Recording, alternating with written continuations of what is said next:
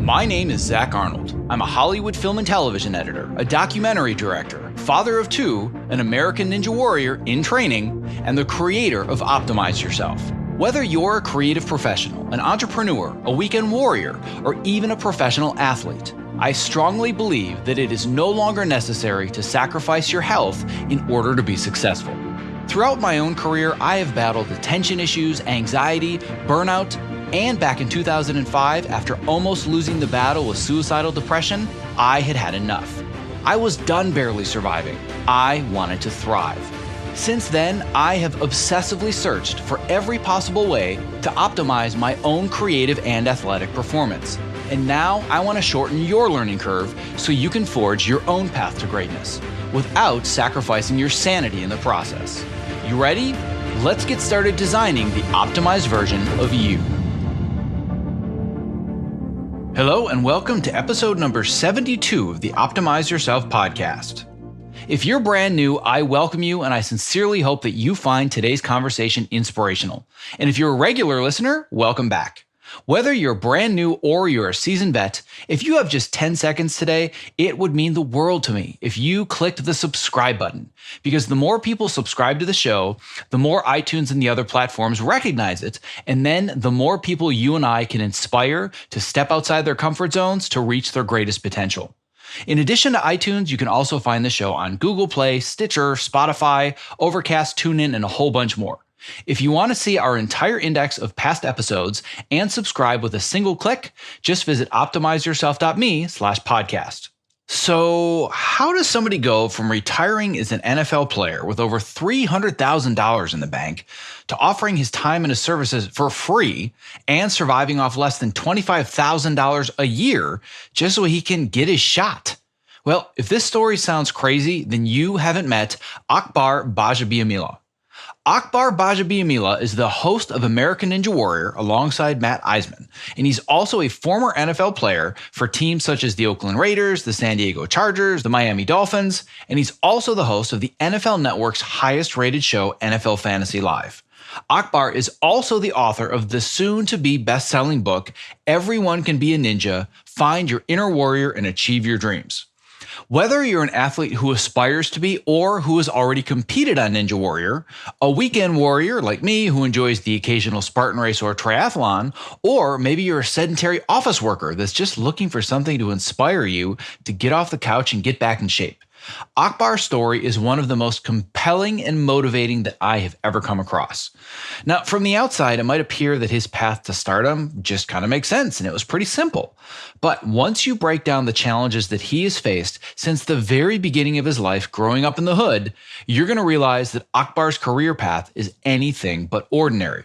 The biggest reason that I'm excited about this interview and Akbar's book is that it's not just an inspirational story, but it is also a roadmap to help you overcome the mindsets, the limiting beliefs, the mental barriers, and frankly, the outright excuses that you might be using that are stopping you from pursuing something that's difficult and frightening, yet ultimately very rewarding or even life-changing.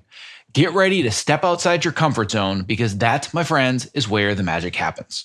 Okay, without further ado, after a brief break to recognize the sponsor of this episode, my interview with the host of American Ninja Warrior, Akbar Gbajabiamila. To access the show notes for this episode, please visit optimizeyourself.me/episode 72.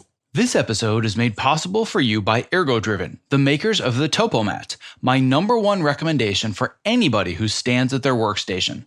The Topo is super comfortable, an awesome conversation starter, and it's also scientifically proven to help you move more throughout the day, which helps reduce discomfort and also increase your focus and productivity. To learn more and get your TopoMat, visit optimizeyourself.me/topo. That's TOPO. I'm here today with Akbar Gbajabiamila, who's the host of American Ninja Warrior, alongside his partner in crime, Matt Iseman, of course. He's also a former NFL player for the Oakland Raiders, the San Diego Chargers, and the Miami Dolphins.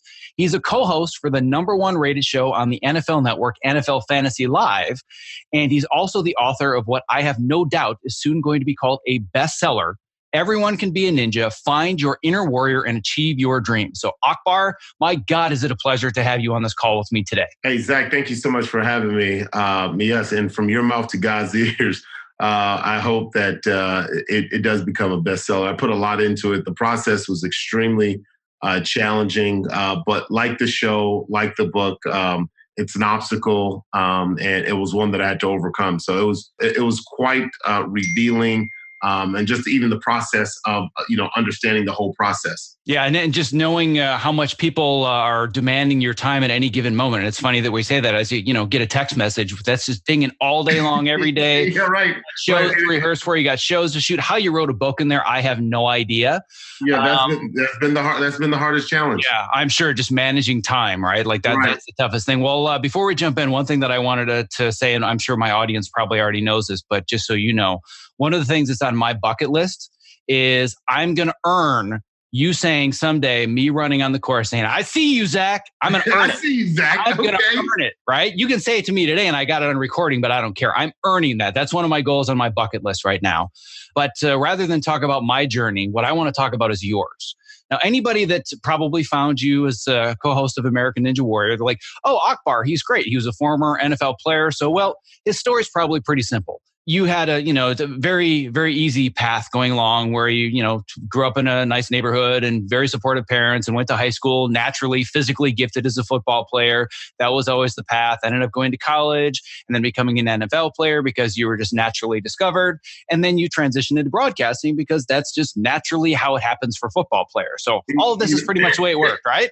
Zach, it sounds like you were reading the biography of a Hall of Famer, a guy who went to the Super Bowl. Well, that wasn't me. I was a guy who grew up in South Central Los Angeles, in the Crenshaw district. I was an undrafted free agent, and I didn't have, quote unquote, an NFL career. I wasn't a guy. I wasn't a big name guy. And when you typically see the positions on TV, they're typically reserved for guys who are Hall of Famers, guys who won Super Bowl ring. And I wasn't that guy. And I thought to myself, how am I going to get into this industry if I don't have that type of credential? I knew it was something I wanted to do badly. And I didn't think I was going to get a hosting gig if I didn't have a platform. Nobody's going to say, hey, we're going to randomly give you off the street. Like, you needed some way in. And I discovered something when you talk about obstacles. This is a book, Everyone Can Be a Ninja, talking about obstacles. And I thought, what's the one way I could problem solve? I said, I'm going to go back to the place where I had the most amount of equity, and that was San Diego. I had a cup of coffee with the San Diego Chargers. At the time, they were San Diego. I played at San Diego State. I did well at San Diego State. I'd spent a lot of years there.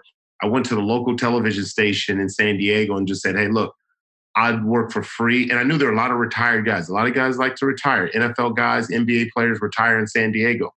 I said, I'd work for free. I'd do the San Diego Chargers postgame show for free.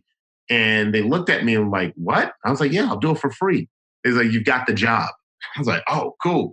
And for 2 years, I worked for free. But now in return, I said, I just wanted my tape.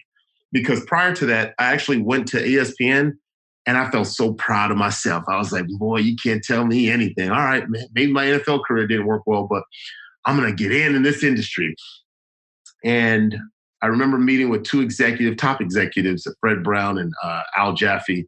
And they were like, so what makes you any different than the guys who are Hall of Famers and Super Bowl winners? Like, what makes you any different? And I was like, first off, I gave the wrong answer. I said I was just like Stuart Scott. And they go, let me stop you. First off, you're not Stuart Scott. We already have one, so we don't need another one.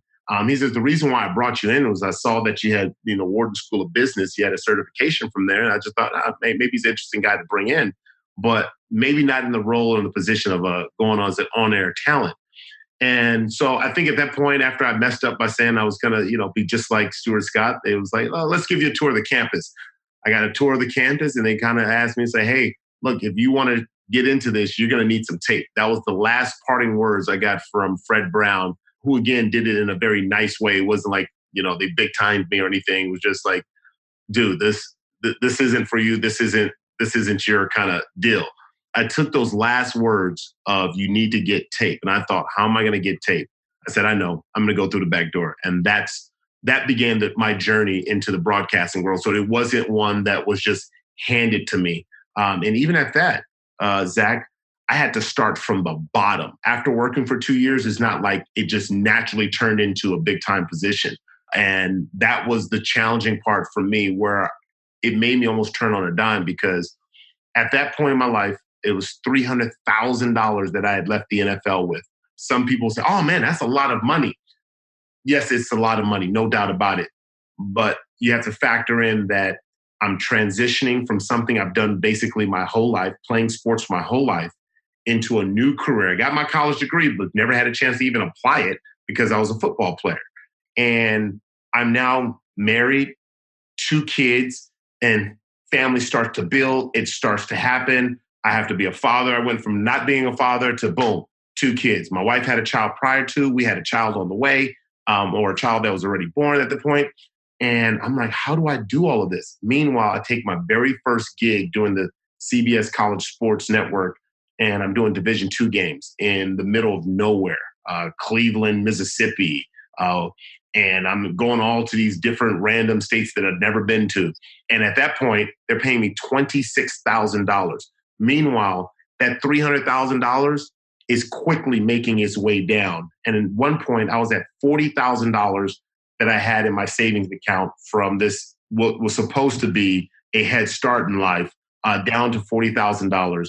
And I didn't know where to turn. And 2 years of making $26,000 a year, I was like, I don't think I'm doing the right thing. My wife questioned whether, I was being selfish. Like, hey, you're maybe going after a pipe dream. Like, you got to be honest with yourself. And this was a major, major obstacle. And at one point, I decided that I was going to make a turn, and I started selling turf. I was selling artificial turf because they were going to pay me $75,000 a year. And they were not only going to pay me that, but they were going to give me commission. So I thought, yeah, I could make money. And I was doing it for the wrong reason. I was doing it to make money. And probably isn't a surprise to many that I didn't find a lot of success in selling turf. Well, I think one of the biggest things here that's such a great takeaway, specifically for my audience, because my audience is comprised mostly of people that work in creative careers, such as myself, that are directing or editing in Hollywood. And by the way, I love the quote that you had at one point saying that post-production is where the magic happens. Thank you for that, by the way, because I have several friends of mine that are actually editors on Ninja Warrior that live and breathe you and the course every day. So I really appreciated the love there. But I think the big takeaway here is there's somebody that was in the NFL for years, $300,000 in the bank, and you're taking free work and making $25,000 a year. And there are people in creative industries that are at very early stages in their career saying, well, I'm too good to be taking free work. They need to pay me for my time. And I always say there are so many other things you get from the jobs and the opportunities that are given to you other than the money. The money will come eventually. It's about building relationships. It's about, building your skill level and getting better at your craft, which you saw tremendous value in. And eventually it led you to a place where now you're being paid very well, I'm assuming, for being a host on a top TV show. But there's this period of years that nobody ever sees, right? So Akbar was an overnight success. He came out of nowhere and became the host of American Ninja Warrior. And you're like, yeah, maybe an overnight success, but would you like to talk about the previous 10 to 15 years that got me to becoming an overnight success? Nobody sees that part. And that's the most important part. Yeah, Zach, I think that the part is, with the skill set building, because the truth is, I sucked. I was horrible. But I was doing it in a local market where I'm glad I didn't do it. Like, imagine if I would have taken that ESPN job and I was as bad as I was on the local market. I only knew that I was bad, not because in the moment people were telling me that. It was the following year where people go, oh my goodness, you are so much better. The emphasis in which they said it, I'm like, well, how come nobody told me in the moment I was doing, like I was horrible? Like nobody told me that. Everybody after every show said, great job, great job, great job, great job. Like when you say great job, like I'm kind of believing you. Oh, okay, maybe it's not that, But then I go back and I look at it, I was stiff, I was nervous. I didn't know what point to make. Sometimes I'd ramble. I couldn't put my points together. I'd be long-winded. I didn't know how to really kind of work the magic of the TV in a tight space, especially when you have to be creative in a smaller space. And that took time to learn and to develop. But once I got the on-camera confidence, once I got kind of the inner working, then I graduated to the next level, which was doing a live TV broadcast which is calling a football game, which is extremely difficult, by the way. For $26,000, I was putting in a ton of hours. I had to build my boards. I had to take time and understand. And college football is harder than NFL in that you have to know both rosters 100 deep. Why?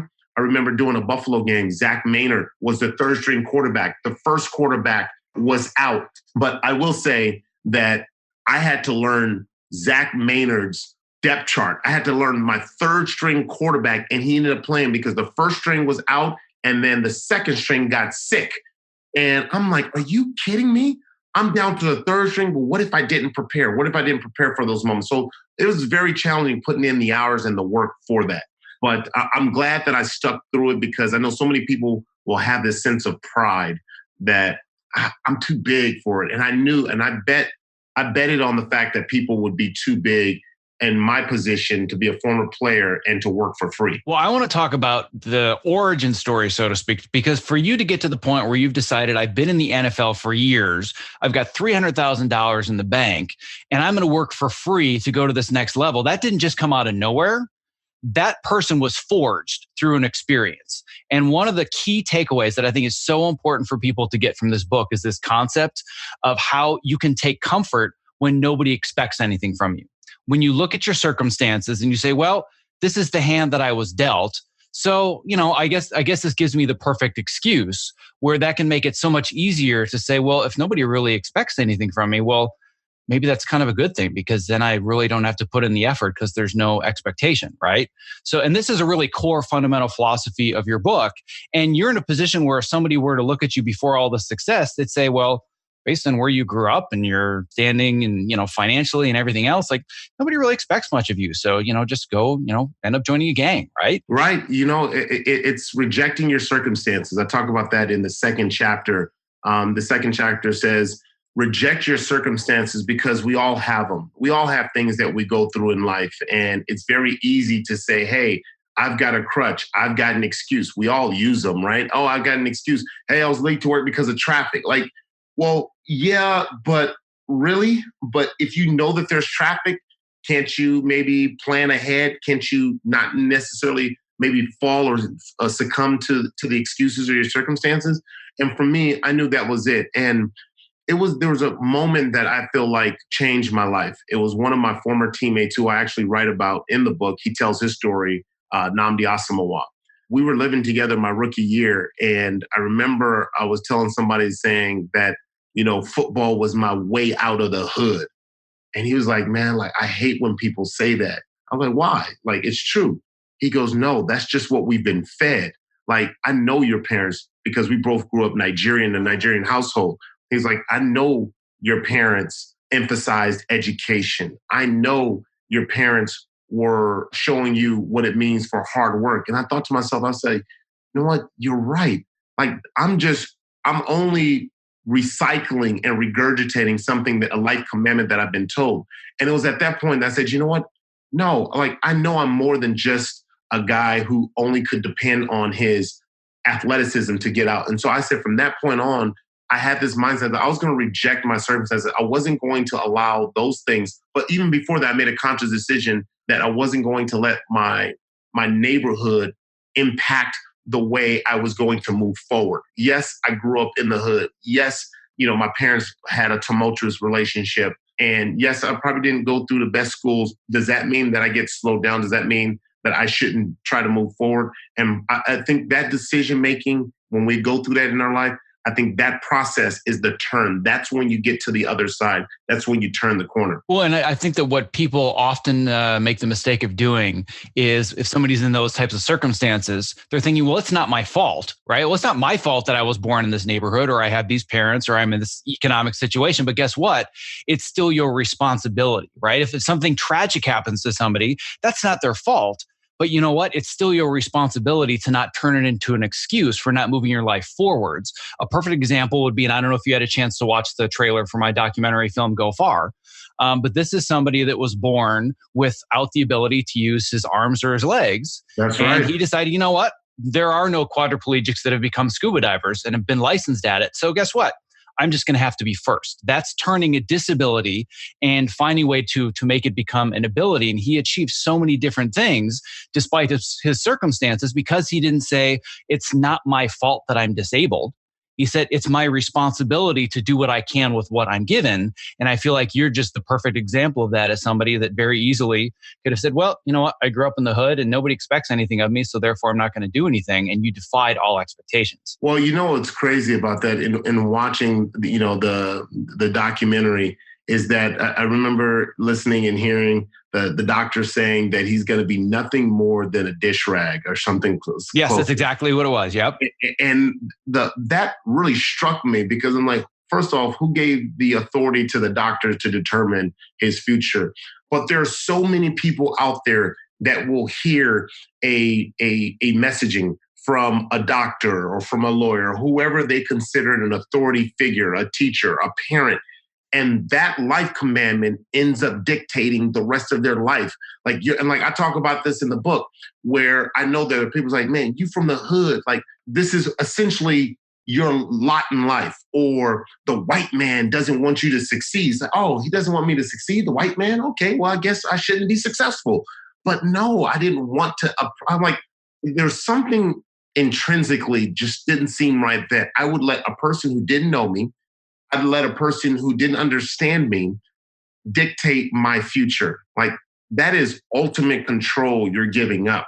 You know, how many times have you heard of people saying, well, I went to this such and such person and they wouldn't allow me. And then they say, okay, that's it. I don't have to do anything. Or the doctor said that, you know, it's going to take me 1.5 years to recover, which was my case when I tore my Achilles. And you say, oh, okay, it's going to take me 1.5 years.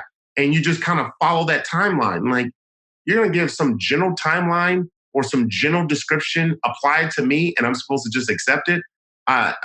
That's just hard for me to digest. Yeah, I mean, I'm in the same place right now, and I have been for the last 1.5 years, where I decided at the ripe old age of 38 at the time, and right now I'm knocking on the door of 40. Which, by the way, for anybody listening, today's your 40th birthday, so yes, it is. You know, I'm super excited that you're here with me. But I decided over Christmas vacation of my 38th birthday, it stood on the scale, and I was a little bit over 200 pounds, and I said, nope. I'm no longer going to accept this. I'm going to make a change. And I'm committing to the goal of becoming an American Ninja Warrior. And the first response was, well, but they're all like kids. They're all like in their early 20s, and they're gymnasts and they're parkour athletes. And like, you're a film editor. I'm just like, yeah, so I'm just going to have to figure it out. But that doesn't limit my circumstances. And what I found is that ever since committing to that goal, and I haven't, as I'm sure you know, because you're one of the hosts of the show, I did not get on this year. I did make it as a tester though. So I did actually get to run the course, which is an amazing experience for me, hoping to be able to get on next year. But if I don't, it doesn't matter to me. And the reason is because I've learned so much about myself, and my life has completely changed. Not because I got on the show. It's because I made the commitment to go after something incredibly difficult that made me change all of my habits and my behaviors and my outlook on life. And I've met so many people just because I committed to the goal. And something you talk about is how Ninja Warrior isn't about getting on the course and getting to the warped wall and getting to the finals. It's the struggle of just getting to the starting line. And that is what means so much to so many people. Yeah, you know, I love what you said there, because there's so many transferable skills there, especially going through the process. So many people are so afraid, like myself. But, you know, at one point I was afraid to go through the process. I was afraid to figure out what, like, I think about me running the course last year. I ran it for the first time last year, and it was nerve-wracking. And people saw me get to the buzzer, but what they don't know is that I was extremely afraid. I almost backed out because I said, I'm the one who came up with the idea to run it. And then when I realized that I was in for something totally out of my league, I go, nah, this is not for me. I was trying to find an excuse out. My very first day of working out with Kevin Bull, one of the top ninjas on the show, my first workout lasted like 30 seconds because I pumped out. I didn't have forearm strength. I didn't even know that stuff existed in there. I was like, what? I wasn't pushing weights, squatting, tackling anybody. This was a whole new skill set for me. And again, it was just so, it's kind of like a metaphor for life. You start thinking about when you're going down a new path. Some of us are transitioning into new periods in our life. For me, today I'm transitioning into my 40s, whatever that means.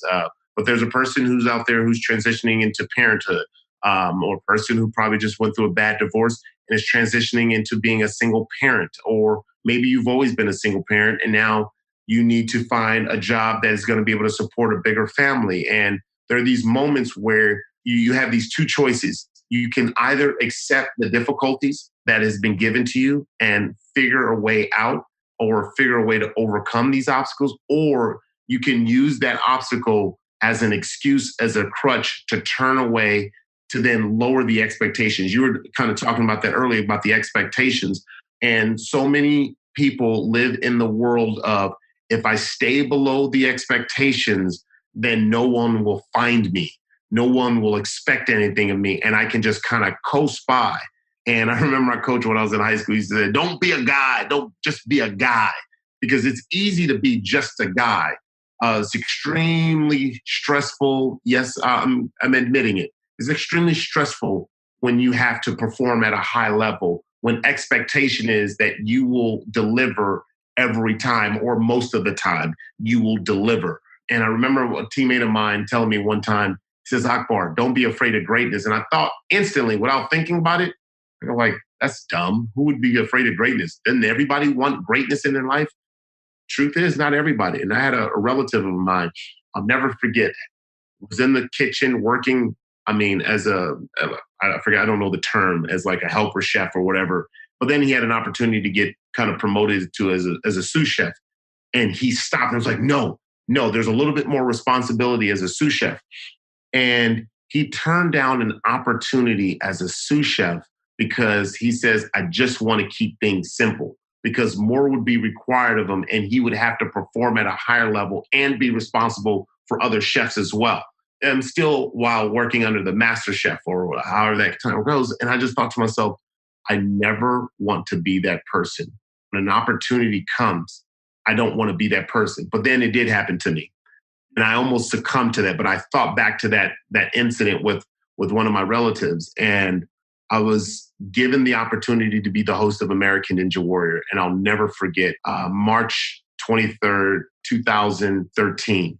I get the phone call and I'm like, kind of like blown away. Like, oh man, like, I'm overwhelmed. But then it set in like, oh, this is prime time. This is big time. This is the real deal. And I thought, well, okay, how do I get out of this? I can say, you know what, my schedule doesn't work. This isn't, I was thinking of something, but I had no one else to talk to. I'd already gotten off the phone with my agent. I thought maybe I could call him back, hurry up and say, like, I don't want to, let's think about something else. Maybe let me just try to find another sports job that I can just stay in my safe zone. I can talk football and stay safe in this area. This was a whole new skill set. I was afraid of what was going to happen. What eventually happened to me. I didn't want that to happen. But had those things didn't happen, I wouldn't have grown into the role for 8 years. And I talk about it in the book. That first day on set was an absolute disaster. And that first day ended up being the first year. That first season, to this day, I still cringe at watching season 5 of American Ninja Warrior because it just wasn't me and it wasn't my best work. Well, I think that one of the things that we're talking about here, like you said, is this idea of expectation. And once that expectation of success is actually there, that's terrifying for so many people, even though they don't realize it. I went through a period myself a few years ago where I said, wait a second, I'm not afraid of failing anymore. I'm afraid of being successful. Like, what does that even mean, right? Because I was in the process of building this platform, the website, the podcast. And at first, it was just me getting a bunch of stuff off my chest and I was in learning mode. But then it started to grow and people started to come to me and wanted me to fix their problems, to give them advice. I'm like, oh, wait, people are actually counting on me. And I'm terrified of this thing's actually growing because then people have this expectation that I can repeatedly do this for them, provide the service. And I basically had to stop for like 6 months and say, am I really ready for this? Because I'm so terrified of succeeding rather than failing. Because failing is not something that I've done a whole lot in my life. But I've learned how to accept failure, but I wasn't ready to accept success in my life. And it's funny, I actually had another one of those experiences last year where I don't know if you've heard through the grapevine about this group that works out with Tony Horton on Sundays, the Tony Horton Ninja Group. He's the guy that created P90X. No. But I was invited to that group when I'd only been training for Ninja for like 6 months. And dude, like you're going to watch me, you're going to be like, yeah, all right. Like you're trying real hard and there's a lot of effort, but am I a ninja yet? That's yet to be seen. But I was just thinking, how cool would it be to actually get in that group and be a part of it? And then I got the invite and I'm like, oh man, like maybe I can find a way to just say I can't make it this week or I'm injured or whatever it was. And I went my first week and it's just 4.5 hours of just ninja over and over and over and over. And I was not in shape for it. And when I got into my car, I couldn't even put my hands on the steering wheel. I was so tired. And then I thought, wow, I have to go back and do this next week. Well, maybe I can think of a reason not to do it. So I experienced that again. And now I can't imagine my life without that Sunday Ninja group because it's completely changed my life. But I can't imagine if I'd succumb to that fear of, oh, well, do I want to show up and, continue to fail to get me to the point of success? And I think that one of the biggest takeaways from your book that I absolutely love that I want to dive into is this idea of failure.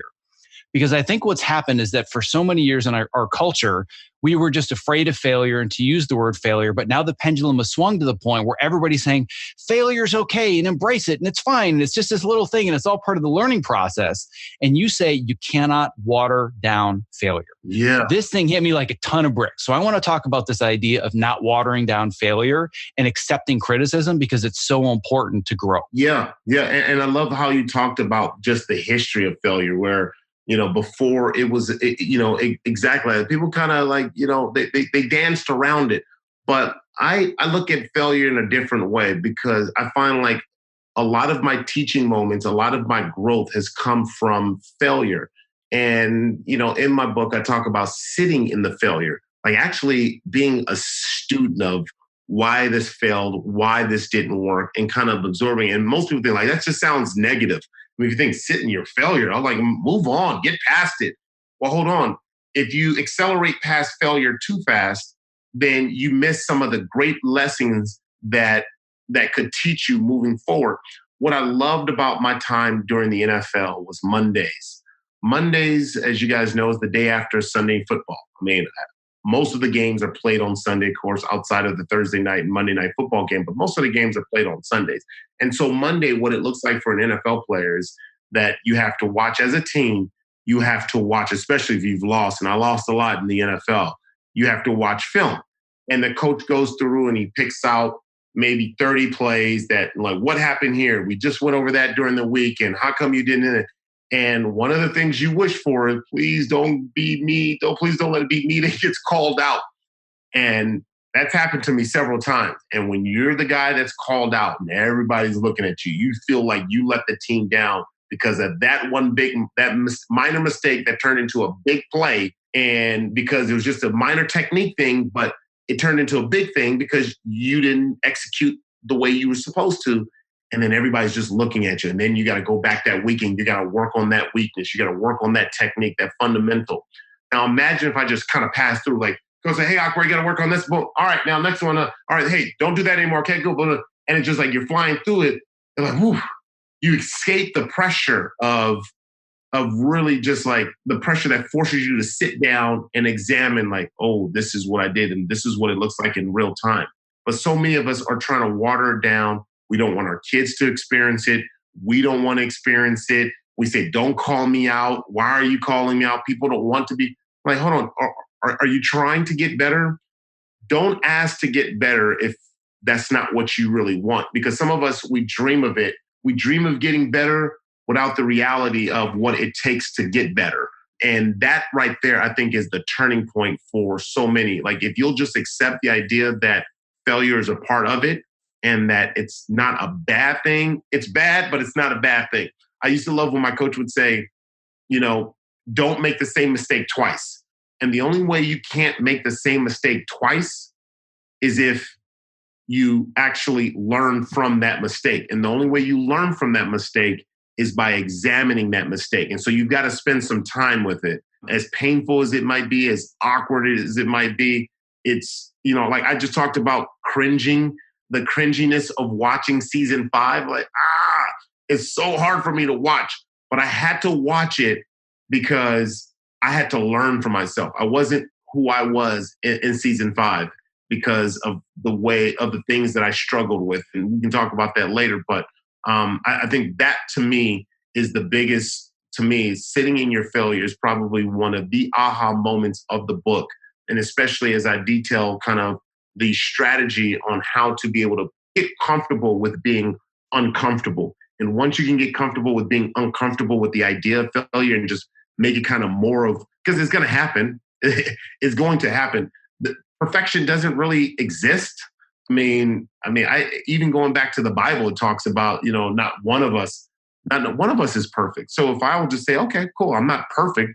I can be consistent, but because I'm not perfect, I can learn to be more consistent by learning from those failures. Well, and I think that the key to failure, to go on an even deeper level, is that you have to really feel it. To sit in your failure, you have to be allowed to feel the emotion that's associated with it, whether it's shame or guilt, like I let my team down or whatever it is. Like one of my greatest experiences with failure, and this is really a turning point for my entire life and what's driven the direction of my career now.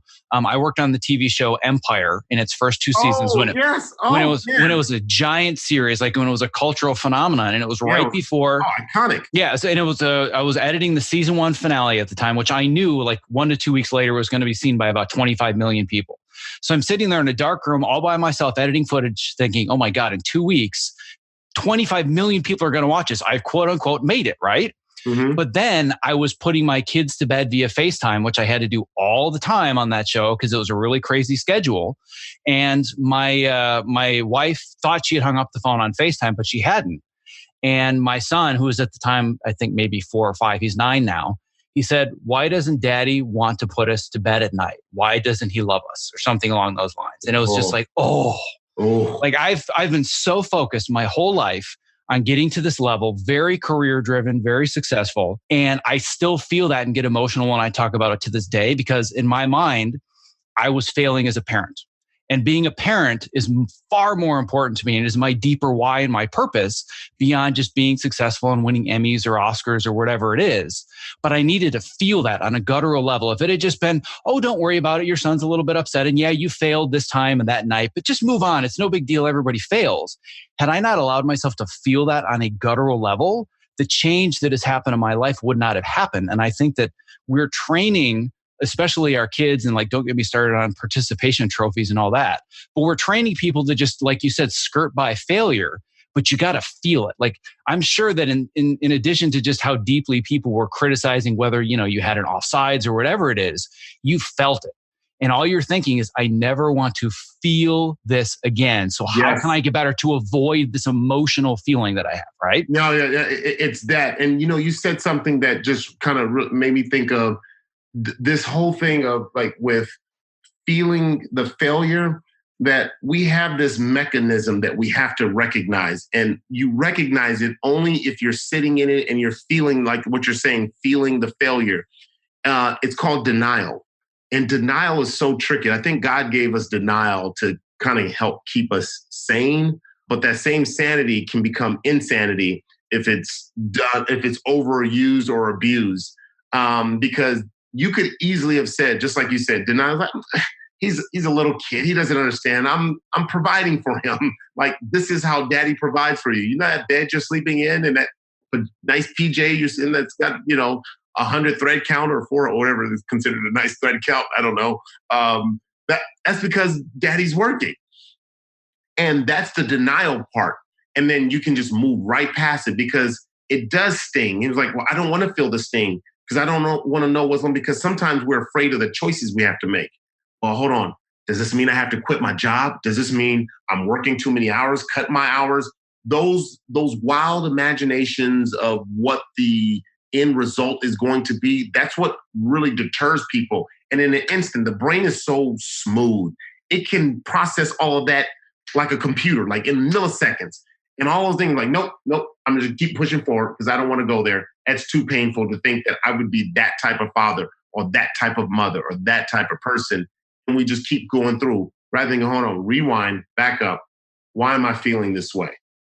Oh, yeah, I get it. Yeah, I get it. And then saying, okay, hey, and maybe it is. Maybe the answer is cutting down the hours. Maybe the time is being actually cutting. I'm thinking of the writer for Scandal. Shonda Rhimes. And she talks about being just this creative genius. And Shonda Rhimes talks about how with her daughter, like anytime her daughter asks when she's at home, like, hey, mom, can I get some time? Or mom, she stops what she's doing and she gives her her daughter that time. She says what she's found is that usually it's about 15 minutes, like it's 15, 20 minutes just to get that time. They just want that one-on-one time because sometimes we can be so locked in, and before you know it, now you're trying to cram in your relationship at the last minute before they go to bed, trying to get it in so you can get that guilt off and go, hey, I'm doing the right thing, and then you're off. And I've been in that same exact shoe where I had to stop and ask myself, what are you doing? Is it for the Emmys? Is it for the confetti? Is it for the likes? Is it for whatever it is? And saying, is it worth more than your family?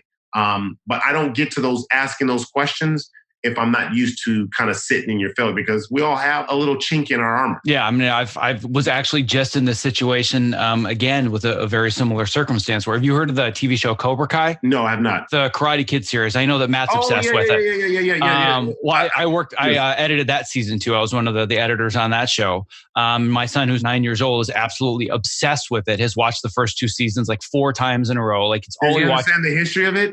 He does. Oh yeah, of course. I've educated my son well on the Karate Kid saga. Don't worry about that. He's well taken care of. But the point is to bring it back to this conversation. When he finished season 2, he's like, "Oh, Dad, that was so awesome, and this montage and that. Did you edit that?" And I'm like, "Yeah, no, that was mine." Like I'm talking through the process, and he's really interested in it. And I said, "Well, if you're such a big fan, then obviously I have to go back to work on season 3." And he said, "Well, no, Dad, actually, I don't want you to work on season 3." And I'm like, "Why not?" He's like, "Because I'd rather that you stayed home like you are right now." I'm like, "But don't you love the fact that I'm, working on the show that you love and everybody's, watching it like it's to a 9-year-old? I figured that would be amazing." And he's like, "Yeah, but Dad, season 3 is still going to be good. I would rather you were home." And it was just like mind blown. Oh my God. Coming from a 9-year-old, it was like the shift in perspective. It was like the TV show is still going to be there, but I would rather have you around. And in my mind, I'm thinking, yeah, but how cool is it to tell your friends that your dad works on Cobra Kai? And to him, he didn't care. The time was so much more important. And it made me realize, I am making the right choices. I ended up leaving Empire in the middle of season 2 for that exact reason. It was that one phone call that started it all. But it brings me back to this idea in this conversation that in order to embrace these failures and make the hard choices, you have to be able to define your larger purpose and why you're doing things. Otherwise, that fear, it just feels like you can't overcome it. But it's so easy to push through the fear and the failure when you see the bigger picture. And that's something that you talk about a lot as well, where purpose can defeat fear. Yeah, purpose will defeat fear, because once you have an idea of where you're going, you like to use it because I think a lot of people can understand navigation. And we all have the GPS in our cars. And when I still remember before we had navigation, my dad would pull out the Thomas Guide. I'd never learned how to use a Thomas Guide. Oh yeah, I remember the Thomas Guide. Thomas Guide, he'd pull out the map and try to but there was this genuine fear of getting lost. It was a concern of mine as a child. I remember when I watched my parents driving, I'm like, man, when I get older, what if I don't know how to get from one place to the next? Like there's this fear. But what I love about the navigation system is like there's a purpose, right? It gets you from one point to the next. Your purpose is that end destination. And it'll tell you you've arrived at your destination, because that end destination, that's its purpose. That's this whole GPS, is to get you to your destination. And there's no fear when you're driving. In fact, there's more confidence that grows. Oh yeah, you call, hey, I'm going to be there 10 minutes late according to my navigation. Hey, I'll be there about 20 minutes ahead of time. You know exactly what you're doing, when you're going to get there, how you're going to get there, what route. It tells you all the different step by step how you're going to get to your destination. And if we apply that to life, if you have your purpose and you understand, you got the GPS understanding of your purpose, it makes that fear go away. The fear just doesn't even exist anymore. There'll be new fears, but it won't be in that process. It won't be on that route. And that to me is the type of confidence I have. And so it takes time to understand purpose. And the only way, it's not like hey, just come on, define your purpose. And if you ask people, you could even do the purpose test. I'm just making this up right now. Say, hey, what's your purpose? You're going to get one of two things. One, somebody's going to try to speed through it and try, oh yeah, my purpose? Yeah, my purpose is, live my best life. Oh, okay, yeah, that sounds real cliche, but what does that even mean, live my best life? Yeah, that's my purpose. I'm going to live my best life. Okay, how are you going to live your best life? Or you'll get the person who's very cerebral and really think about it and like, oh my, like, I really don't know what my purpose is. I don't know what I'm supposed to do. I did this executive leadership class, and I took this test to figure out what my purpose was. And do you know, it took me about 4 months. I had to schedule quiet time. You've heard during this interview process, my laptop and my computer ding, and I'll get these dings throughout the day that stops me from focusing. Ding, and then my brain go, uh-oh, what's that? Who's there? What's there? Oh, who's texting me? What's that? And there's this anxiety that builds up that I have to respond and have to react to everything. And living life like that will get you further and further away from being able to spend time with getting to know yourself, because the hardest person to get to know is yourself. I often feel like other people know you better than you know yourself because they get to at least examine you with no disruption. But for you to examine yourself, there's all the disruption. There's the fear, there's the doubt, there's the family, there's the work, there's the phone, there's the email, there's social media, there's all these distractions that as you're just going through life and you'll look back and you're like, whoa, I'm 50 years old and I don't know what my purpose is. And that's very easy. And I think at this point in time, in the age that we live in, the only thing that is finite right now is our attention. And everything is competing for our attention, like commercials and this. I mean, all of it, especially I go crazy when it comes to social media or just the way we socialize now. Everything is we're socialized to like grab our attention away from who we are, what we are, our relationships, our relationship with a higher being, whatever it is that we need to grow, it's being broken down by the very idea of distraction. Well, and it's so easy when somebody asks, well, what are your goals and why haven't you reached them? Well, you don't understand. I'm just so busy, right? I'm just such a busy person, but busy is not a badge of honor, right? Like I hate that. I hate if you ask me like, Akbar, hey, how's it going? And I hate when people go, oh man, just busy. You won't find me saying that anymore. I used to, but now I'm going like, what does that mean? Right? And we get caught in that term where people and I use the strong word hate because it just drives me nuts that people will say, I'm busy. And I'll literally have somebody just said this to me the other day. Well, that's good though. I'm like, no, it's not good. No, it's not. Like being busy is not good. And yes, I'm busy and I don't like it right now. I don't like it. I'm frustrated actually by it. And I don't want to sound like a complainer. I'm very blessed in what God has provided for me. But also I need to do a better job of making sure I'm managing my time on a day-to-day basis and even further out. Like Kellen, I have to tell my manager, no. I'm blocking. Like this just happened not too long ago. I went from Japan for a week, working in Japan. Then I went to Baltimore to film American Ninja Warrior. I came back home and my manager's like, hey, I need you to do this on this day, and this day, and this day, and we're going to just keep doing it up into your book tour. I go, stop, wait a minute, block out everything until the actual tour starts, which starts today as I'm talking to you. Because I'm like, hold on, like you may not value my time with my family, but I do. I'm getting ready to go on a long book tour. So you're just going to jam up my time. Like, but we got to get your book out. You know what? I know I got to get my book out, but come on, I'm human. I have people that I'm responsible for. Like I need those 3 valuable days just so they know that I'm present, because I'm going to be gone for 2 weeks. But it's very easy to get sucked into that. Oh my gosh, I have to do everything possible to sell my book. So I better just not make myself available, and just be a slave to the book tour. And I was like, I mean, look, I want it to be successful, but not at the risk of alienating my family at every little turning point. When I can just say, hey, let me take a breath and spend some time with my family. Well, not only that, but how are you going to be the best version of yourself on your book tour if you crammed everything in preparing for it before you even left, feeling the guilt of not having given your family the little bit of time that they get before the tour, because then that's on your mind. And I was actually one of the people that you sent an email to and said, you know what, Akbar just got back from Baltimore. We're going to have to reschedule. And I'm like, fine.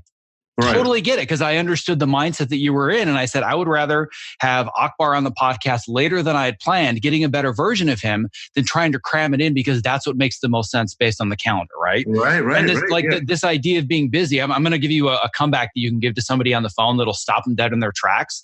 Okay. I ask people this and they're like, oh man, I'm so busy. And I say this, I'm like, well, are you busy or are you effective? Ooh, crickets, man. I get crickets on the phone. They're like, oh, oh, wow, that's a really good question. I don't know how to answer it. I'm like, Right. well, if you can't answer positively that you've been effective, then you need to start making changes, because I don't give a crap how busy you are. What I care is how effective are you? That's the important part.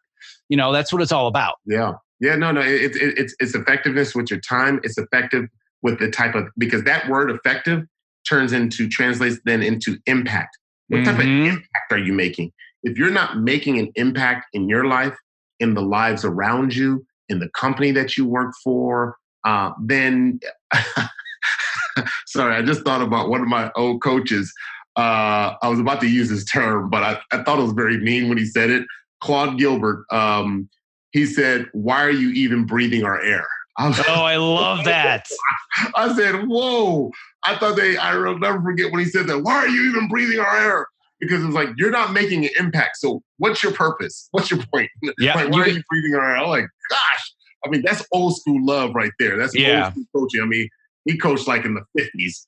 And so I caught him late in his career. So he would just say whatever came to his mind. But I mean, I probably won't be as cutthroat as Claude Gilbert. But I think you get the point. Like, okay, so what's the point? Like, if you don't have a purpose, if you don't have like, what's your point? If you're just busy just to be busy, because it's like kind of the cool thing. I'm here. Also, I was like, man, look at your life, examine your life. If you're willing to go there and say, are you busy because you're covering up an insecurity? Are you busy because this is what you've been taught and this is the only thing you know? Why? Well, let me ask you this final thing, because I, of course, want to be effective with my time and with your time. And even though we've barely just gotten started and we're warmed up, I know you got to go. But I want to ask you one last quick question. Yes. And I want to, we want to wrap this up as quickly as possible. But what does it mean when you say everyone can be a ninja? What I mean by everyone can be a ninja is that when I look at the show, most people look at the athletes and go, I could never do that. You don't know how many times I hear that. I could never do it. I love the guys who are doing it, but I could never do it. And it's that thought process, that life commandment, what we tell ourselves, the internal conversations that we have with ourselves, that right there, it's what's moving the train. And so I say everyone can be a ninja. And the funny responses that I get from the titles like, nah, I couldn't be no ninja. What you gonna tell me in the book? I was like, well, you'll be surprised. It's not actually being a ninja on the show, but being a ninja in life. And like the show, there are 10 obstacles that you have to get through to get to the final buzzer. In this book, there are 10 chapters, and it talks about different obstacles that I've faced in my life, that Allison Felix, gold medalist, she talks about the obstacles that she had to overcome. My former teammate, who was a first-round draft pick, who was titled a first-round bust, turned around Nnamdi Asomugha to be a shutdown corner, one of the top cornerbacks in the NFL. And I then tell some of the ninja stories as well, like Zach Gowen, who, a guy who competed with one leg. This guy had the belief that he could be a ninja.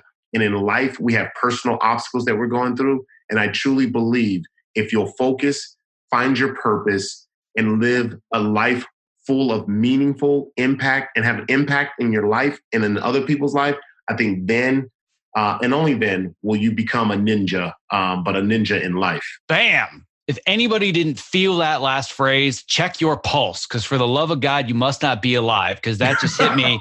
That just hit me deep. I love that. That is the reason why I've persisted for 6 months to get you here for 45 minutes to talk about this, because I knew what an impact this conversation would have. And like you said, it's all about impact, right? It's all about how can I facilitate a great experience for others, which is what you do. Like you're the vessel, you're the one that facilitates this American Ninja Warrior experience and brings it to the next level. And anybody that doesn't understand that, go watch it live and you're going to be like, oh, okay. It's people kind of jumping up and down. And yeah, that's kind of cool. But then you watch it on TV and you're like, oh my God, this is the most amazing thing ever. Right. You and Matt are a huge, huge part of that.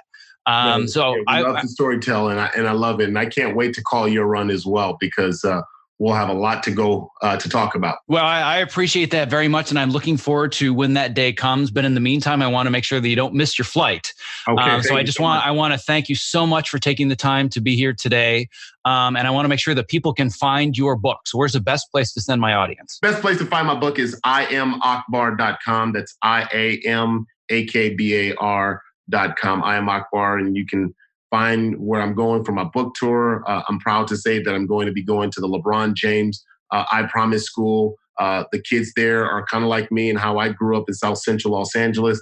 And so I wanted to go there and start my book tour officially off there in Akron, Ohio. But yeah, you can go out and find more information about where to find the book, Amazon, Barnes & Noble, wherever books are sold, and follow the book tour. Awesome. Well, I'm very happy to be a very small part of the impact that you're going to make with this book. So I really, really appreciate your time today. Thank you so much. Thank you so much, Zach. Thank you for listening to episode 72 of the Optimize Yourself podcast. To access the various links and resources that are mentioned in this episode, please visit optimizeyourself.me/episode 72. If today's conversation really resonated with you because you have big goals that you would like to accomplish in life, but you're not really sure what the path looks like to get to the finish line, or maybe more importantly, you have no idea how to overcome the obstacles that are standing between you and your goals, well, then I invite you to join the waitlist for my Focus Yourself program, which is going to help you break down seemingly insurmountable goals and impassable obstacles into simple, manageable action steps. I'm just finishing up the alpha round now with my first 50 students, and I'm going to be opening enrollment to the public very soon. And for those of you that have listened for a long time, I know you've heard this over and over and over, but I promise I'm finally ready to open this thing.